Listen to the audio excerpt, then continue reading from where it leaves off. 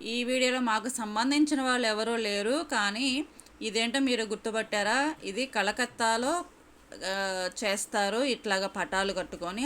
అలాగే ఇంకొకటి ఇండియాలో మా ఊర్లో మాత్రమే చేస్తారు. మా ఊరు ఎవరైనా గెస్ట్ చేశారా? గెస్ట్ చేస్తే కామెంట్ చేయండి. ఇది శక్తి పటాలు. నవరాత్రులు 9 రోజులు శక్తి పటాలు కట్టుకొని అట్లాగా ఊరేగుతారు. పసుపు వేస్తారు. ఇది పసుపు వేయడానికి మనకి ఇంటికి పిలిస్తే వస్తారన్నమాట. వచ్చిన తర్వాత వాళ్ళని అమ్మవారుగానే భావిస్తాము. అమ్మవారి స్వయంగా మన ఇంటికి వచ్చినట్లుగా ఆవిడకి గాజులు, చీర, మన స్తోమతను బట్టి అంతా ఇంత అని కాదు.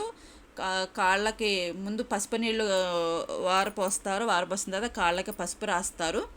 ఆ తర్వాత గాజులు చేతులకు వేయరు. అబ్బాయిలు కట్టుకుంటారు. ఇది అబ్బాయిలు కట్టుకొని తిరుగుతారనమాట. ఇది కట్టుకున్నప్పుడు చాలా నియమాలు నిష్టలు కొన్ని ఉంటాయి. ఆ రూల్స్ ఏంటనేది నాకు కరెక్ట్గా తెలీదు.